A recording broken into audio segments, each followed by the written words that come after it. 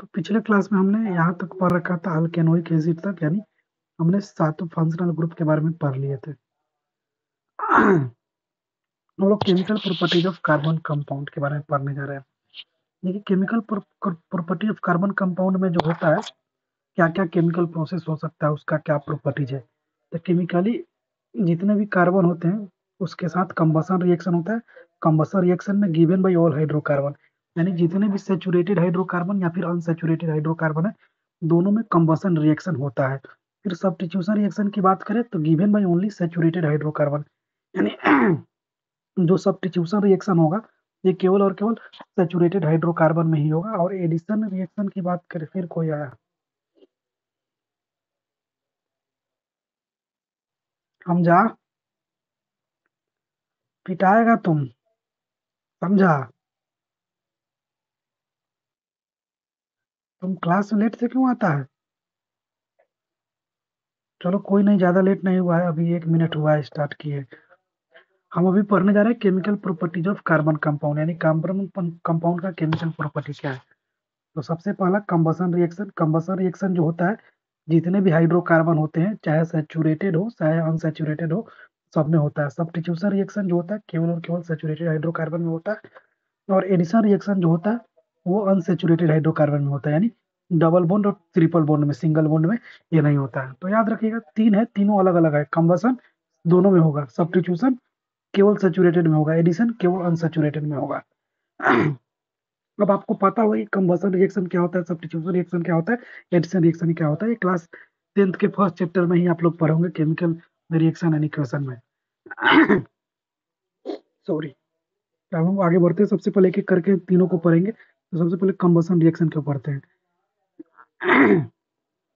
अभी अभी खाना वाना खा ली है तो थोड़ा सा सॉरी।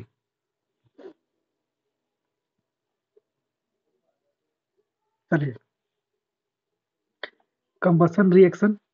कंबसन रिएक्शन, आपको मालूम है कंबसन रिएक्शन क्या होता है, ऑलरेडी आप जानते हैं कि it is a process in which carbon compound react with air to produce carbon dioxide, water vapour and heat and light. यानी एक ऐसा रिएक्शन जिसमें कार्बन कंपाउंड जो है एयर के साथ रिएक्ट करता है, carbon dioxide CO2, water vapour H2O और हीट और लाइट को जनरेट करता है। तो उसको हम लोग कंबसन रिएक्शन बोलते हैं। जैसे example of burning of natural gas, यानी बर्निंग ऑफ नेचुरल गैस जो होता है उसको हम लोग CH4 बोलते हैं, जो कि मीथेन होता है। तो CH4 में O2 के साथ, O2 क्या एयर है, CH4 को O2 के साथ रिएक्शन करेंगे तो क्या प्रोड्यूस होगा, CO2 प्रोड्यूस होगा, H2O प्रोड्यूस होगा और एनर्जी प्रोड्यूस होगा। एग्जाम्पल है। फिर दूसरा example burning of LPG. LPG होता है ब्यूटेन और प्रोपेन गैस का मिक्सचर होता है। ब्यूटेन जो होता है ज्यादा होता है, प्रोपेन कम होता है। प्रोपेन इसलिए मिलाया जाता है ना कि जो ब्यूटेन होता है इसका कोई महक नहीं होता है। ब्यूटेन जो होता है ये इस ऑर्डरलेस होता है। ऑर्डरलेस मतलब इसका कोई महक नहीं होगा, अगर लीक करेगा तो पता ही नहीं चलेगा। तो इसीलिए इसमें प्रोपेन मिला दिया जाता है। इसीलिए आप देखिएगा जब गैस लीक करता है तो बड़ी गंदा महकता है, तुरंत पता चल जाएगा कि गैस लीक कर रहा है। आपके घरों में गैस, अगर गैस गैस तो होगा ना आप लोग के घर में। हाँ, तो गैस जब लीक करता है तो बड़ी गंदा महक होता है, इसका स्मेल बहुत गंदा होता है। तो उसमें प्रोपेन मिलाया जाता है ताकि स्मेल करे। अदरवाइज ब्यूटेन ओरिजिनल गैस होता है एलपीजी, जिसमें प्रोपेन इसलिए मिलाया जाता है ताकि वो महके। तो इसमें भी देखिए C4H10 के साथ O2 हम रिएक्शन कराएंगे तो COH2O मिलेगा, फिर एनर्जी मिलेगा। बाकी ये जो आप इसमें 4 5 देख रहे हैं, ये आपका जो है इक्वेशन को बैलेंस करना है। तो बैलेंसिंग ऑफ इक्वेशन आपको पता होगा, तो ये बताने की मुझे जरूरत नहीं है। फिर साथ ही साथ बर्निंग ऑफ एसिटिलोन। एसिटिलोन गैस को भी बर्न करेंगे, जिसको C2H2 बोलते हैं। CH triple bond. तो ये C2H2 को O2 के साथ मिक्स करते हैं तो CO2H2 और एनर्जी रिलीज करता है। तो इसका मतलब क्या पता चला, इसका मतलब ये पता चला कि हम लोग जब भी रिएक्शन कराने का कोशिश करेंगे कंबसन रिएक्शन, तो कंबसन रिएक्शन में किसी भी कार्बन कंपाउंड को एयर के साथ जब रिएक्ट कराएंगे तो कार्बन डाइऑक्साइड, वाटर वेपर और हीट निकलेगा। जिस तरीके से अभी 3 एग्जाम्पल दिए, नेचुरल गैस में, एलपीजी गैस में और एसिटिलीन गैस में, सारे के सारे में क्या निकल रहा है, सारे के सारे का प्रोडक्ट लास्ट में CO2H2O energy, CO2H2O energy, CO2H2O energy. इसका मतलब कि जब भी कार्बन कंपाउंड के साथ कंबसन रिएक्शन होगा तो कार्बन डाइऑक्साइड, वाटर और एनर्जी निकलेगा। और आपसे अगर पूछेगा combustion reaction with carbon compound, तो इसमें से कोई एक एग्जाम्पल लिख सकते हैं और ऊपर जो हम डिफिनेशन लिखे हैं उस डिफिनेशन को लिख सकते हैं। अब देखिए एक चीज यहाँ पे और दे रखा है कि mixture of pure oxygen and acetylene is known as oxy acetylene which is use for welding purpose because it produce lot of heat. आप देखते होंगे जो वेल्डिंग के दुकान पे जो वेल्डिंग करता है, जो लोहे को लोहे से जोड़ता है, तो लोहे को लोहे से जोड़ता है, तो वो एसिटिलियन गैस के अंदर प्योर ऑक्सीजन मिला देता है। तो जब एसिटिलियन गैस के अंदर प्योर ऑक्सीजन मिला दिया जाता है ना, तो ये बहुत ज्यादा हीट प्रोड्यूस करता है। ये किसी भी लोहे के चीज को, आयरन के चीज को ये पिघला सकता है। तो वेल्डिंग वगैरह जो काम करता है वो इसी गैस का यूज करता है। तो कभी कभी आपके एग्जाम में पूछ सकता है कि जो वेल्डिंग करने वाला वेल्डर होता है वो कौन सा गैस का यूज करता है। तो आपको याद रखना है कि वो एसीटिलोन का यूज करता है, और उस एसीटिलोन में क्या मिला देता है, ऑक्सीजन मिला देता है, प्योर ऑक्सीजन, प्योर ऑक्सीजन मतलब प्योर। फिर हम लोग बात करते हैं सब्स्टिट्यूशन रिएक्शन की। समझ में आ रहा है सब लोग को? हाँ। कोई एक ऐसे तीनों कर लीजिएगा तो 5 नंबर का अगर आएगा तो तीनों याद कर लीजिएगा, तो तीनों लिखिएगा तो और ज्यादा अच्छा नंबर मिलेगा। अगर 1 नंबर का है तो कोई एक एग्जाम्पल लिखिए 2 नंबर में। हम लोग सब्स्टिट्यूशन रिएक्शन के बारे में बात करते हैं। Substitution reaction it is given by saturated hydrocarbon only. Saturated hydrocarbon ही केवल होगा। सब्स्टिट्यूशन रिएक्शन जो है in which hydrogen of hydrocarbon replace by some other atom like chlorine bromine in presence of heat of light और electricity. यानी substitution में क्या होता है कि कोई एक रिप्लेस करके उसके जगह दूसरा आ जाता है। सब्स्टिट्यूशन वही होता है ना, आप पढ़े होंगे रिएक्शन में। सब्स्टिट्यूशन रिएक्शन में in which hydrogen of hydrocarbon replace by some other atom like chlorine bromine, यानी हाइड्रोजन का एटम जो है क्लोरीन या ब्रोमीन या फिर कोई भी अदर एटम से रिप्लेस हो जाता है। और रिप्लेस होने के, रिप्लेस कब होता है, जब उसमें हीट और इलेक्ट्रिसिटी दिया जाता है, तब वो रिप्लेस हो जाता है। उसको हम लोग सब्स्टिट्यूशन रिएक्शन बोलते हैं। जैसे यहाँ पे देखिए CH4 है, और CH4 के साथ हम लोग Cl मिला दिए। तो CH4 और Cl मिलाया और फिर उसको एनर्जी दिए या फिर सनलाइट दिए, तो ये क्या बन गया, CH3Cl बन गया और HCl अलग चला गया। अब CH3Cl बन गया तो इसका मतलब ये Cl इस समय अभी जुड़ा नहीं है, दोनों अलग अलग है। लेकिन जैसे ही हम लोग एनर्जी और इलेक्ट्रिसिटी या हीट दिए तो ये दोनों एक साथ हो गया। यानी क्या हुआ, एक हाइड्रोजन, इसमें 4 हाइड्रोजन था, अब इसमें 3 हाइड्रोजन हो गया। इसमें देखिए H3 है, इसमें H4 है। तो हाइड्रोजन को रिप्लेस करके कौन चला गया उसके जगह पे, Cl चला गया। तो CH3Cl आ गया। तो इसी को हम लोग सब्स्टिट्यूशन रिएक्शन बोलेंगे, और इसी को हम लोग बोला जाता है क्लोरोमीथेन। CH3 को हम लोग बोलते हैं क्या, क्लोरोमीथेन बोलते हैं। और फिर CH3Cl को अगर हम लोग सनलाइट के प्रेजेंस में और Cl2 के साथ रिएक्शन कराएंगे तो CH2Cl2 देगा, जिसको हम लोग डाइक्लोरोमीथेन बोलते हैं। इस तरीके से फिर आगे भी बढ़ाएंगे तो ट्राइक्लोरोमीथेन आएगा, जिसको हम लोग क्लोरोफॉर्म बोलते हैं, क्लोरोफॉर्म। यही CH Cl3 का ही यूज किया जाता है किसी को बेहोश करने के लिए। जैसे ईशानी को कोई किडनैप करेगा, तो ईशानी को जब कोई किडनैप करेगा तो क्या करेगा, उसके रुमाल में CH3Cl गैस को रुमाल पे छिड़क देगा, उसके बाद उस ईशानी के नाक को ढक देगा। अब ईशानी वो करके बेहोश हो जाएगी, फिर किडनैप। फिर ईशानी के पापा से बोलेगा कि भाई 10 करोड़ रुपया दो, तब तुम्हारे बेटी को छोड़ेंगे।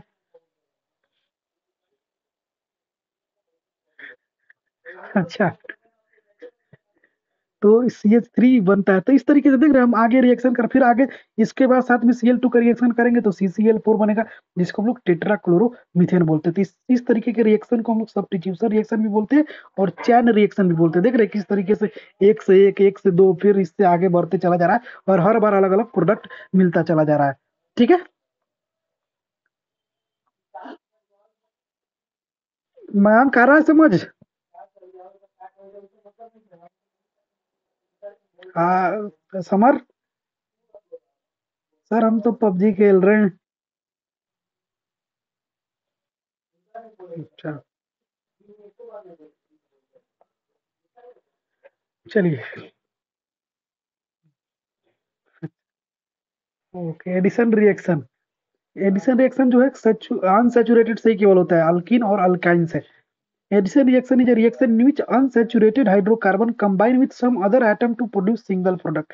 यानी एडिशन रिएक्शन में, एडिशन मतलब ऐड हो जाता है। एडिशन रिएक्शन में जो अनसैचुरेटेड हाइड्रोकार्बन होता है वो किसी अदर एटम के साथ कंबाइन हो जाता है, जिससे कि कोई सिंगल प्रोडक्ट दे। जैसे यहाँ पे एडिशन ऑफ हाइड्रोजन होता है, जैसे CH2 ये क्या इथीन है, इथीन में H2 मिल गया, H2 मिल गया, इसमें कोई भी निकेलियम और पोडेलियम के संपर्क में रिएक्शन कराया जा रहा है, तो यहाँ पे क्या बना, CH3 और CH3 बना। CH3 को हम लोग क्या बोलते हैं, इथेन बोलते हैं। इथेन यानी C2H6, ये क्या हो गया, इथेन हो गया। तो यहाँ था इथीन, लेकिन अभी इथीन से क्या हो गया, यहाँ पे ENE था, अब यहाँ पे बन गया ANE। तो ये एडिशन ऑफ हाइड्रोजन हुआ, क्योंकि हाइड्रोजन ऐड हो गया तो इथीन से इथेन हो गया। तो कभी कभी क्वेश्चन आपसे ये भी पूछ लेगा कि कौन ऐसा रिएक्शन है जिस रिएक्शन को कराने से इथीन को इथेन बनाया जा सकता है, तो आपको याद रखिएगा, addition reaction of unsaturated hydrocarbon. और याद रखिएगा हमेशा कि addition of hydrogen to unsaturated hydrocarbon is presence of Na and Pd यानी nickel and palladium as a catalyst is called hydrogenation. इस प्रोसेस को हम लोग हाइड्रोजिनेशन बोलते हैं। जब भी हम लोग कोई चीज के अंदर हमें हाइड्रोजन को ऐड किया जाता करना होता है, यानी कोई भी एटम, कोई भी कंपाउंड के अंदर हमें हाइड्रोजन को अगर ऐड करना होता है, और उस हाइड्रोजन को ऐड करने के लिए हम लोग किसका हेल्प लेते हैं, निकेल और प्लूटोनियम का हेल्प लेते हैं। तो जब भी हम लोग हाइड्रोजन को ऐड करने के लिए निकेल और प्लूटोनियम का हेल्प लेंगे, तो उस तरीके के रिएक्शन को हम लोग बोलते हैं हाइड्रोजिनेशन। हाइड्रोजिनेशन का मतलब कि हाइड्रोजन को ऐड करना। और इसी हाइड्रोजनेशन का प्रयोग किया जाता है अलग अलग जगह पे, जैसे ये तेल वेल बनाने के लिए, जो हम लोग साबुन, तेल, फैटी जो होता है ना ऑयल, जिसको आप लोग खाते हैं बीमार पड़ते हैं, तो देखिए साबुन लगाते हैं। जैसे एप्लीकेशन ऑफ हाइड्रोजनेशन में क्या होगा, वेजिटेबल ऑयल जो होता है अनसेचुरेटेड हाइड्रोकार्बन होता है, और वेजिटेबल घी जो होता है सेचुरेटेड हाइड्रोकार्बन होता है। तो वेजिटेबल ऑयल को हम लोग, वेजिटेबल ऑयल में हम लोग क्या करते हैं, H2 मिलाते हैं, तब जाके वो वेजिटेबल घी बन जाता है सेमी सॉलिड फॉर्म में। और ये बड़ी खतरनाक होता है, आपको पता है। अभी अभी के भी ये मिलता है, इसको हम लोग डालडा बोलते हैं। कभी आप मम्मी से पूछिएगा कि एक डालडा ब्रांड हुआ करता था, आप नेट पे डालिएगा। अब ना रिफाइन तेल आ गया, इसके पहले एक डालडा ब्रांड आता था, डालडा ब्रांड जिसको हम लोग बोलते थे वनस्पति घी, यानी पेड़ पौधे से निकला हुआ घी। तो वो घी जो होता है ना, बड़ी बेकार होता था, इंसान के अंदर तुरंत उसका लीवर खराब कर देता था। तो इंडिया में अब उसका यूज कम होता है, उसके जगह पे अब रिफाइन आ गया। रिफाइन पे लिखा रहता है सोयाबीन ऑयल। तो रिफाइंड जो तेल होता है ना, वो देखिएगा हमेशा लिक्विड फॉर्म में रहेगा, लेकिन जो ओरिजिनल रिफाइन आता है वो लिक्विड फॉर्म में रहेगा। लेकिन आजकल रिफाइन भी डुप्लीकेट आ गया है। अब जो डुप्लीकेट रिफाइन होता है वो जो होता है सेमी सॉलिड फॉर्म में होता है, मीन्स वो गाढ़ा होता है थोड़ा। तो गाढ़ा जो होता है उसको हम लोग वेजिटेबल घी बोलते हैं। उसमें उसको बनाने के लिए उतना प्रोसेस नहीं लगता है, इसीलिए वो सस्ता मिलता है। इसीलिए आपके जितने भी मार्केट में जो गली कुची में दुकानें होती है, छोटे मोटे जो दुकान होते हैं, जो लोग समोसे पकौड़े छान कर बेचते हैं, पकौड़े तल वगैरह कर बेचते हैं, तो सारे के सारे लोग वेजिटेबल घी का यूज करते हैं। अगर आपको भरोसा ना हो, तो कभी जब दुकान खोलेगा समोसा वाला, तो समोसे वाला जब दुकान खोलेगा, तो उस समय जब वो तेल कढ़ाई में डालता है, तो देखिएगा वो तेल जो डालेगा वो सेमी सॉलिड फॉर्म में होगा। वो लगेगा कि घी है, वो घी नहीं होता है, वो वनस्पति घी होता है, यानी वेजिटेबल घी होता है। और वेजिटेबल घी जो होता है सेमी सॉलिड फॉर्म में होता है। ये हमारे बॉडी के लिए बहुत खतरनाक होता है, इसीलिए डॉक्टर मना करता है कि बाहर की चीजों को मत खाओ, क्योंकि उसमें सेचुरेटेड हाइड्रोकार्बन होता है, और सेचुरेटेड हाइड्रोकार्बन हमारे बॉडी के लिए बहुत बेकार होता है। ठीक है, तो आपसे क्या बोले, नहीं अनसेचुरेटेड हाइड्रोकार्बन भी ठीक नहीं होता है। हाँ हाँ अनसेचुरेटेड, हाँ अनसेचुरेटेड हाइड्रोकार्बन जो वेजिटेबल ऑयल हो गया, जैसे आपका ये सर, हाँ क्या हुआ,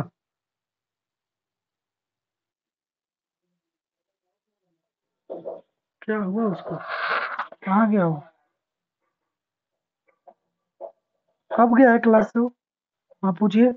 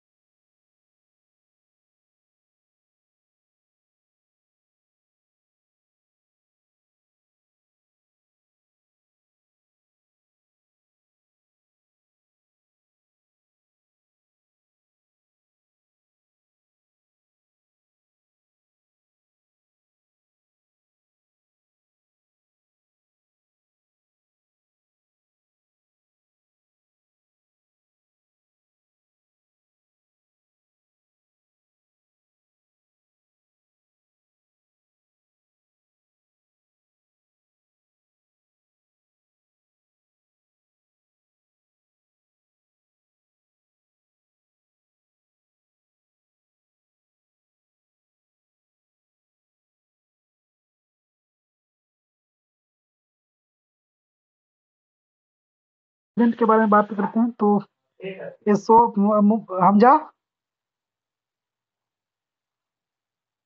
हाँ, ध्यान से पढ़ो ठीक है। और मयंक समर आप लोग भी देखिए, soap is the sodium salt of fatty acid का मतलब long chain of carbon acid, उसी को हम लोग सॉप बोलते हैं। सॉप टू टाइप्स के होते हैं, एक होते हैं सोडियम एस्ट्रिएट जिसको C17H35 CONA बोलते हैं, एक होता है सोडियम पैलामिटेट जिसको C15H31 COONA बोलते हैं। तो सॉप का प्रिपरेशन कैसे होता है, इसका मेथड क्या है? तो सॉप को प्रिपरेशन करने का मेथड को हम लोग क्या बोलते हैं? सैपोनिफिकेशन।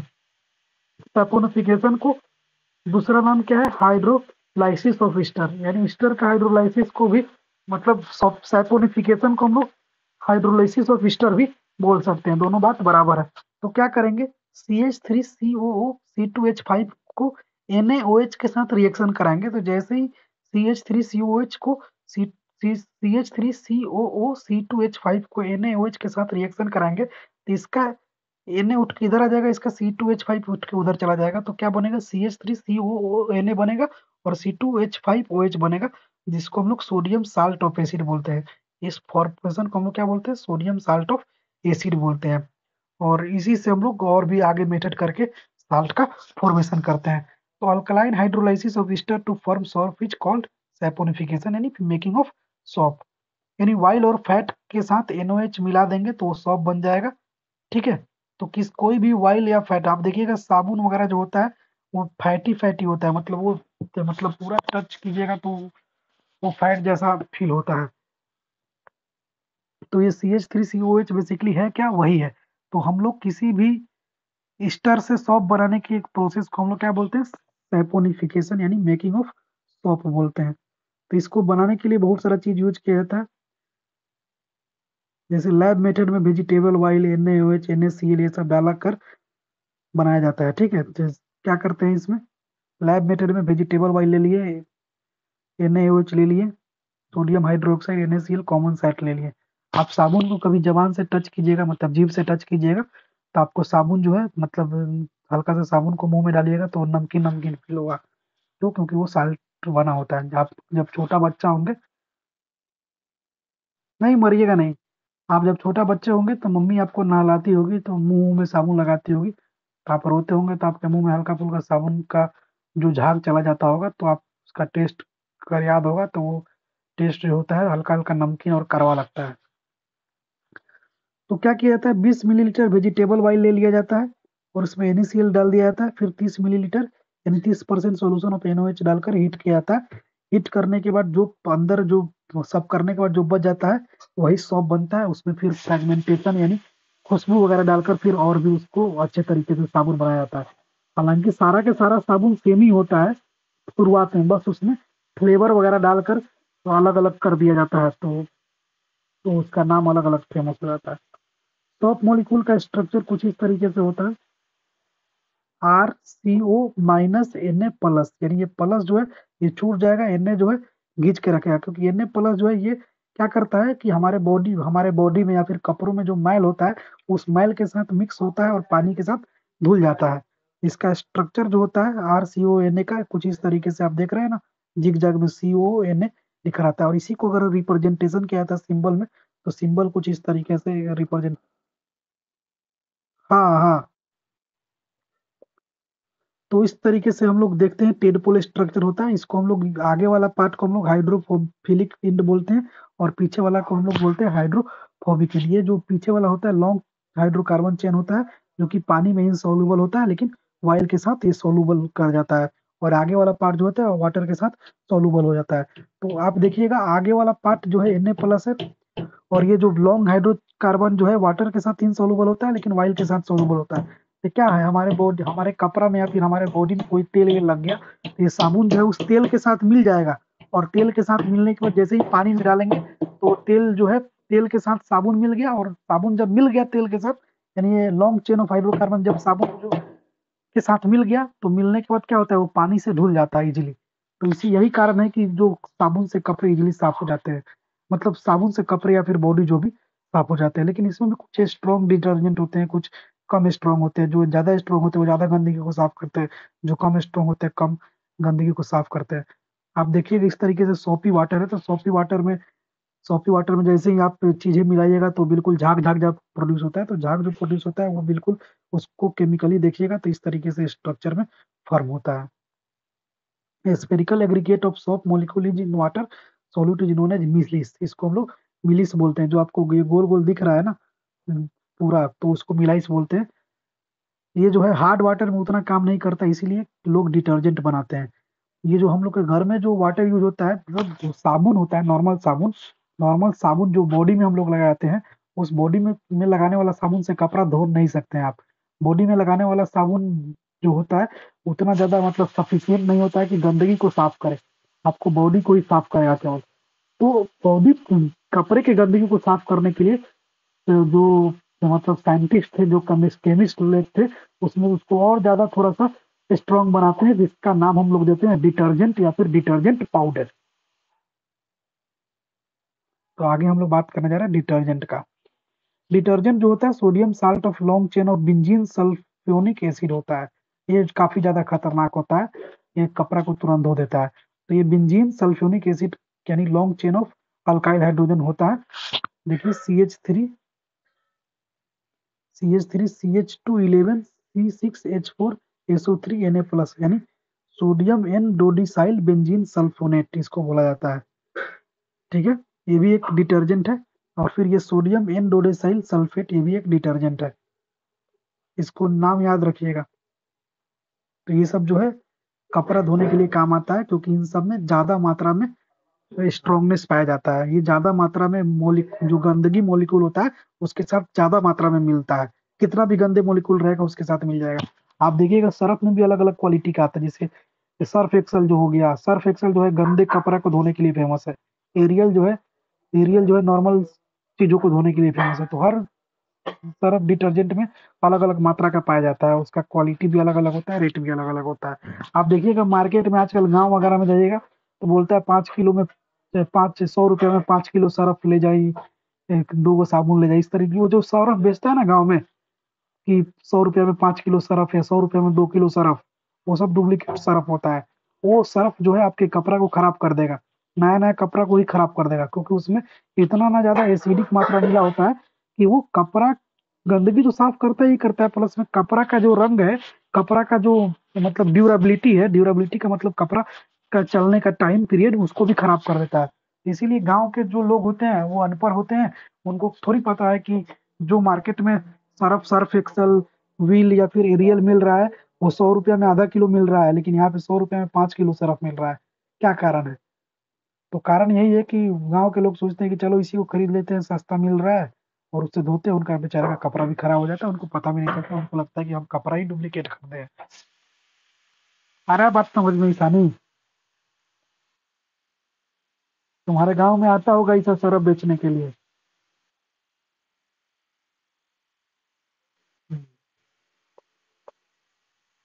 तो देखिए सॉप और डिटर्जेंट की बात करें तो sodium salt of fatty acid होता है, ये sodium salt of long chain of benzene sulphonic acid होता है।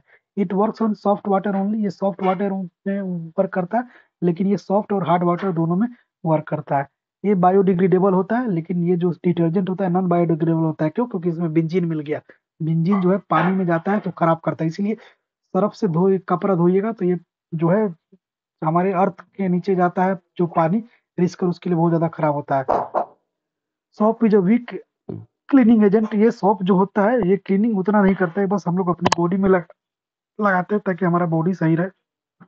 लेकिन डिटर्जेंट जो होता है स्ट्रॉन्ग क्लीनिंग एजेंट होता है, ये बहुत ज्यादा क्लीन करता है कोई भी चीजों को। ठीक है, हो गया खत्म।